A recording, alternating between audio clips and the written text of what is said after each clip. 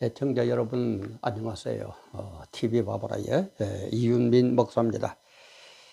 오늘 시간에는 오늘 조선일보를 보니까 1면, 2면, 3면 이 3개 면에 걸쳐서 지정학적 리스크 흔들리는 한국 경제하면서 지정학에 관련을 시키면서 앞으로 세상이 뭐 어떻게 어렵게 돌아갈까 하는 그런 얘기들을 했더라고요. 그래 제가 이걸 보면서 정말 앞으로 이 나누어질 지정학, 마지막 지정학적으로 어떻게 세상이 나누어져 가지고 마지막이 되느냐 하는 게 성경에 지금 기록이 되어 있거든요. 그게 바로 3차 대전입니다. 그리고 이제 3차 대전이 일어나는데도 회개하지 않는 인간들, 그때에 적 그리스도가 광명의 천사로 화해 가지고 일어나고, 그리고 나서 이제 주님 재림 심판으로 끝이 납니다. 그래서 제가 얘기했죠. 여러분들 신문을 보실 때에 그냥 신문이다, 하나의 사건이다 이렇게 보는 것하고, 이 신문은 하나님의 종말 편지다. 종말을 향해서 어떻게 나아가고 있는지 지금 우리들에게 하나하나 알려주는 그런 편지 역할을 한다. 이렇게 보는 관점하고 참 많은 차이가 있다고 그랬죠. 그래서 우리 좀 기독교를 알고 앞으로의 정말 역사를 바라는 사람들은 종말 편지다. 하나님의 종말 편지가 매일매일 우리에게 오고 있다라는 것으로 그렇게 신문을 보면 더 깊이 볼 수 있고 더 많은 해답을 얻을 수가 있습니다. 그래서 제가 이걸 보면서 제목은 지정학 리스크 흔들리는 한국 경제 이렇게 되어 있었는데, 저는 이걸 조금 약간 바꾸어 가지고 3차 대전의 전주곡, 3차 대전의 전주곡들, 3차 대전의 전주곡, 지정학 리스크다, 지정학의 위험이다, 어려움이다, 뭐 이런 식으로 같이 은혜를 나눠볼까 합니다. 촬영하는 지금 시각 2024년 10월 29일 화요일 오전 10시 45분쯤 된 그런 시각입니다. 이걸 조금 더 설명을 하자면은, 제가 늘 얘기하자면은 우리 피조물 인간, 우리 인간은 창조주가 아니고 피조물이라는 것을 알아야 돼요. 피조물 인간. 그런데 우리는 인간은 내가 모든 것을 할 수 있는 것처럼 여기서부터 빗나가기 시작하는 거예요. 이 헛갈리기, 어긋나기 시작합니다. 우리 인간은 피조물이에요. 피조물이니까는 뭘 찾아봐야 되면, 그럼 우리를 만든 창조주가 누구냐 이걸 알아야 될 텐데 여기에 대한 관심은 하나도 없어요. 내가 피조물이라는 건 잊어버리고 인간이라는, 만물의 영장이라는 인간이라는 여기에만 젖어가지고 내가 모든 걸 할 수 있다, 우리 인간이 모든 걸 할 수 있다 이렇게 되어버리거든요. 이게 왜 그렇습니까? 창세기 3장 그 선악과 사건이라고 그랬죠. 선악과 사건의 에덴 동산에서는 제가 여기도 몇 번 얘기 드렸습니다만 참 중요한 내용들입니다. 에덴 동산에서는 모든 것을 하나님이 다 만들어 주시고 전지전능한 창조주 하나님께서 인간을 다 보호해 주셨어요. 그러니까 내가 나를 보호할 아무 필요가 없어요. 하나님이 만들어준 모든 은혜, 모든 결과물들, 그걸 우리는 누리면서 향유하면서 살면 됐습니다. 너무너무 편하죠. 다 만들어, 먹고 마시고 자고 모든 걸 다 만들어 주셨으니까 그냥 그걸 감사하면서 누리고 살면 되는 거예요. 그런데 이 인간이 창조주 하나님의 그 선악과 마지막 그 하나까지도 말 듣기 싫어서 죄를 지으니까 어디로 갑니까? 우리 인간이 쫓겨난다 이 말이에요. 이 세상으로 쫓겨나요. 그러니까 이제는 어떻게 돼야 됩니까? 내가 나를 보호해야 됩니다. 내가 나를 보호해야 되니까 어떻게 돼야 돼요? 돈도 많아야 되고, 힘도 있어야 되고, 많이 배워야 되고, 똑똑해야 되고, 내가 나를 보호해야 돼요. 내가 나를 보호해야 되니까 엄밀한 의미에서는 남은 뭡니까? 이 원수예요. 원수나 마찬가지예요. 대적자예요. 나를 못 살게 구는 사람. 그러니까 이들하고는 응배든지 우리는 대적을 하도록 그렇게 되어 있는. 그렇게 대적하다 보니까 뭡니까? 싸움. 그게 이제 좀 국가적으로 가면 전쟁. 이것이 끊이지 않는다. 이게 끊어질 수가 없습니다. 그래서 종말을 향해 가면은 전쟁의 소리가 끊어지지 않는다. 끊이지 않는다 그랬죠. 계속 싸우는 거예요. 계속 싸우는 겁니다. 그래서 이렇게 싸우고 하다가 최고의 절정이 뭡니까? 3차 대전이다 이 말이에요. 3차 대전이에요. 3차 대전 이 성경에는 계시록 9장에 나옵니다. 9장에 보면 이때에 이 세상 인구 지금 뭐 80억 뭐 어쩌고 한데 60억을 잡더라도 3분의 1이죠고요. 20억 명이 20만 명, 20만 이런 게 아니고 20억 명이 죽습니다. 그래도 회개를 안 해요. 그래도 회개를 안 해요. 인구가 60억 인구를 잡고 3분의 1, 20억 이상이 죽어나가면 이거 어떻게 해야 될까? 우리가 좀 뭔가 생각을 해야 돼. 그래도 안 돼요. 왜? 여전히 내가 나를 보호해야 되니까. 내가 너를 잡아먹어야 된다 이 말이에요. 그래서 3차 대전이 절정인데 이 3차 대전을 아주 적나라하게 표현한 게 어디냐 하면은 다니엘서 11장. 다니엘서 11장 28절에서 45절입니다. 그리고 신약에서는 계시록 9장이 유프라데 전쟁. 이 두 개가 연결이 됩니다. 뭐 딴 것도 있지만 여기에 가장 큰 연결이 돼요. 자, 우리 다니엘서 성경 갖고 계시는 분들은 우리 한번 봅시다. 요거 전에 이거 좀 다시 한번 설명을 해드릴까요? 이 지정을 있을 그 경제 그러면서 자민당 참패로 일정국 불안 엔화 아세아 원화 단율 1,400원에 육박한다. 이면에는 미 보조금 약속에 66조 투자하는데 한국 국제 사기 당할 판이다. 3면에는 트럼프 변수 북으로 밀착 1전국 혼돈 한반도 안보 복합 쓰나미다. 뭐 이런 식으로 1, 2, 3면에 걸쳐서 쭉 보도를 하고 있거든요. 그래서 이때에 이제 지정학적 리스크가 딱 네 가지로 나누어집니다. 다니엘서 11장 28절부터 쭉 보면 그래서 26절에는 뭐라고 그러냐? 북방의 왕, 북방왕이 제일 먼저 나옵니다. 북방왕 이거는 러시아예요. 그 다음에 30절에는 기띔의 배들 이렇게 나옵니다. 기띔의 배들. 이거는 이제 EU를 비롯해 가지고 미국까지 포함된 세력.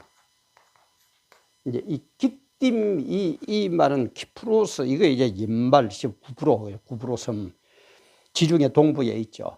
근데 그 섬이 지정학적으로 중요하니까 그것 때문에 많은 전쟁이 일어났고 또 이 계시록을 기록할 당시에는 로마가 이태리가 세계를 지배할 때거든요.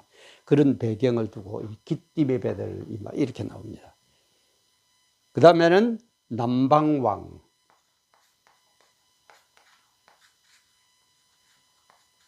남방왕은 이집트를 비롯해 가지고 중동 세력입니다.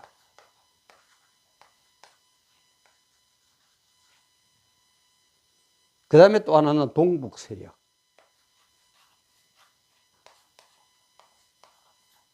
이제 요 세력은 중국을 비롯한 아시아 세력.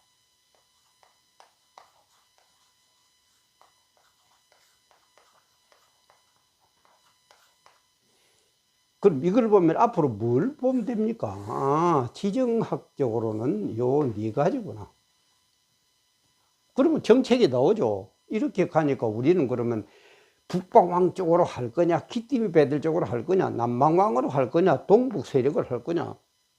정책적인 답이 탁탁탁탁 나와요. 그래 제가 늘 얘기해요. 성경 보면 앞으로 훤합니다.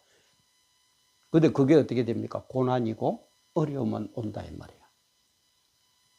우리는 그걸 견딜 수가 없어요. 그런데 하나님의 은혜로 예수를 믿는 사람은 머리털 하나 상하지도 않는 그런 견딤을 지나서 천국 백성 된다 이 말이에요. 이 원리를 알아야 돼요. 원리를. 그래서 여기에도 뭐 지지 않게 흔들리는 흔들리는 한국 경제 이렇게 나와 있는데 앞으로 경제 기근도 제가 온다고 여러 번 얘기했죠.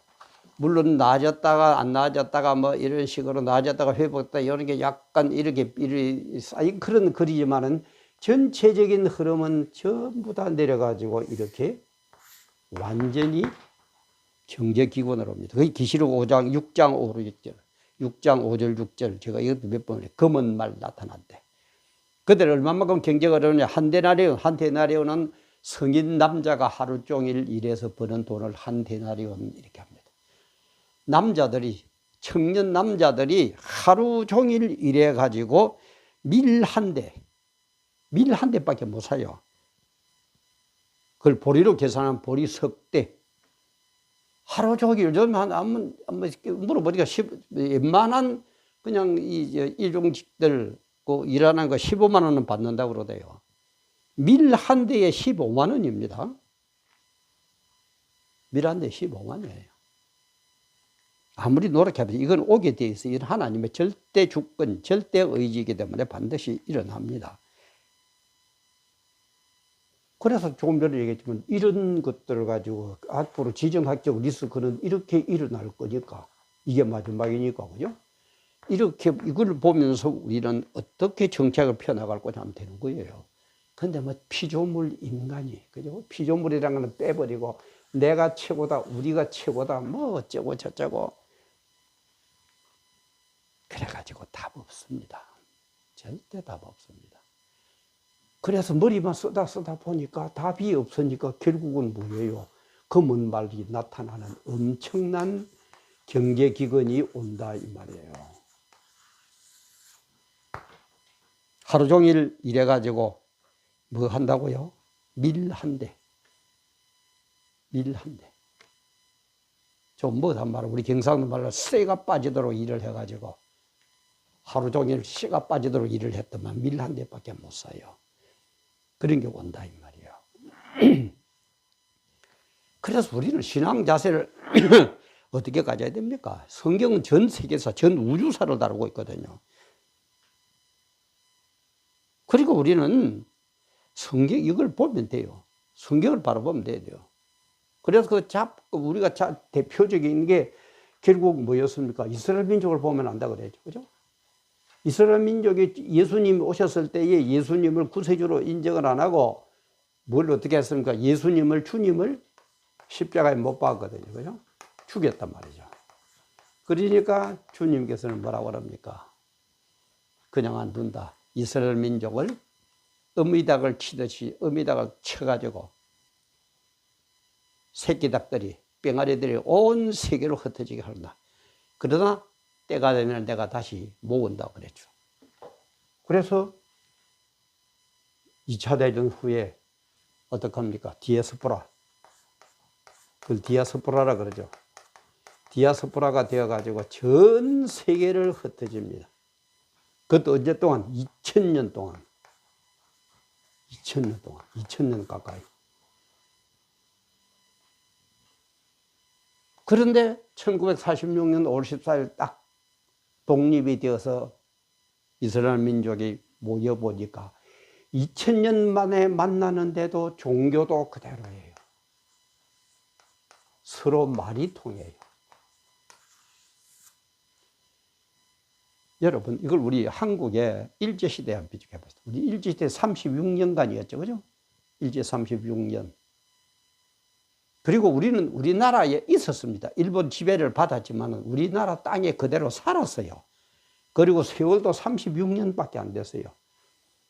그런데 일본에 끌려갔다 온 사람들은, 거기에서 태어난 자녀들은 한국말을 잊어버렸죠. 그런데 이스라엘 민족은 뭐라고요? 2000년이에요. 그리고 자기 나라도 없었어요. 우리는 우리나라 땅에 살고는 있었어요. 그런데 자기들은 나라 땅을 빼앗겨버리고 전 세계로 흩어졌어요. 그런데 2000년 만에 돌아오니까 말이 통하고 뜻이 통하고 그대로 신앙이 통하고 기적 아닙니까? 그래서 그때 세계적인 역사학자들은 전부 다 이제는 이스라엘은 없어졌다고 했습니다. 망했다고, 다시는 못 일어난다고 그랬습니다. 2000년 동안인데. 근데 또 2000년 만에 일어선다, 이 말이에요. 어미대학을 쳐가지고 병아리를 흩었는데 때가 되면 불로 모아가 다시 세운다고 그랬어요. 이 하나만 보더라도, 이 하나의 역사만 보더라도, 이거는 역사죠, 완전. 역사잖아요. 팩트잖아요. 이 하나만 보더라도 하나님의 말씀을 우리가 그렇게 무시할 수 있습니까? 예? 불신자들, 특히 우리 개딸들, 그 다음에 기독교로 탄압하는 법안을 제출하고 하는 국회의원들, 당신들이 그렇게 똑똑해요? 피조물 인간이 창조주 하나님을 이길 수 있어요? 정말 참 우리 정신 바짝 차려야 됩니다. 인류 역사는 어디를 향해서 갑니까? 종말을 지향하고 종말을 향해서 가고, 우리가 아무리 뭐 또 어떻게 안 됩니다. 이거는 재림심판 하나님의 절대 의지이기 때문에, 절대 의지는 절대 안 바뀐다고 그랬죠. 절대 의지가 뭡니까? 죄 지은 인간은 반드시 죽는다. 내가 안 죽을 거다 발악을 해보세요. 반드시 죽게 되어 있습니다. 그게 절대 의지예요. 종말의 재림 심판도 하나님의 절대 의지이기 때문에 절대 이거는 안 바뀝니다. 지 아무리 뭐 어떠고 저쪽 해도. 그래서 지금도 얼마나 머리 씁니까? 미국은 미국대로, 러시아는 러시아대로, 뭐 그다음에 이집트는 이대로, 중국은 중국대로, 제 나름대로들 머리가 다 쓰지만은 이런 것을 통해서 주님은 재림 심판을 향해서 가고 있단 말이에요. 3차 대전을 일으킬 것이고, 그 다음에 재림 심판을 할 것이고, 그래서 불신자들은 지옥에 잡아 넣어버릴 거고, 예수를 끝까지 배반 안 하고 믿은 사람은 천국에서 영생 복락을 줄 것이고, 절대 의지다 말이야. 절대 의지. 절대 의지. 이걸 우리는 알아야 돼요. 하나님의 절대 의지. 이거는 절대 바뀌지를 않습니다. 이거는 100% 일어납니다. 그렇다면 오늘 신문에 났듯이 이런 것을 우리가 보면서, 하나님의 종말 편지 신문을 보면서 지정학 리스크 흔들리는 한국 경제 답은 뭡니까? 보라 이 말이에요. 최후의 지정학적으로 나눠지는 건 이렇게 네 가지로 나눠집니다. 답 나와 있잖아요. 1.1도 틀림없는 답 나와 있잖아요. 그럼 어떻게 해야 됩니까? 이걸 보면서 대책 세우면 답 나오는 거예요. 인간의 머리, 피조물 제가 잘해본들 얼마나 잘하겠습니까? 그래서 우리 신앙인들도 정말 인류 역사는 종말을 향해 갔다는 거 생각하고 내 신앙을 점검하세요. 교회에 다닌다고 구원 아니라고 그랬죠? 내가 목사라고 구원, 저도 목사지만은 구원 100% 됐는지 아닌지 그건 모르고, 이런 공포가 아니에요. 공포가 아니고 정신을 바짝 차려야 된단 말이에요. 그래서 그 유명한 바울 사도도 내가 날마다 죽고, 나는 날마다 죽고, 떨림으로 구원을 이룬다 그랬죠. 내가 하나님 그 뜻에, 혹시 나는 잘한다고 했는데 혹시 내가 구원을 못 받으면 어떡할까? 떨리는 마음으로 구원을 이루어 간다고 그랬어요. 여러분들이 바울 사도보다 위대합니까? 우리 목사들이, 장로들이, 권사들이, 집사들이 바울 사도보다 더 위대해요? 더 똑똑해요? 더 신앙이 좋아요? 그래서 우리는 교회 안 다니는 사람, 물론 교회를 나가야 되지만 교회에 다니는 성도들도 다시 한번 자기의 신앙을 돌아봐요. 알곡이냐 쭉정이냐. 쭉정이는 전부 다 불에 태워 집어넣어 버립니다. 지옥불에 던져버립니다. 교회에 다닌다고요? 물론 반갑습니다. 고맙습니다. 다녀야 됩니다. 그러나 내 신앙이 알곡이냐 쭉정이냐. 쭉정이냐 알곡이냐 너무너무 중요해요. 이런 신앙 속에 지정학적으로 이런 현상이 일어날 것이다. 그러면은 우리 신앙은 어떻게 돼야 된다? 정책 당국자들은 어떻게 정책을 펴야 된다? 1.1획도 변함없는 성경의 해답입니다. 오늘도 귀한 시간 함께 해주셔서 감사합니다.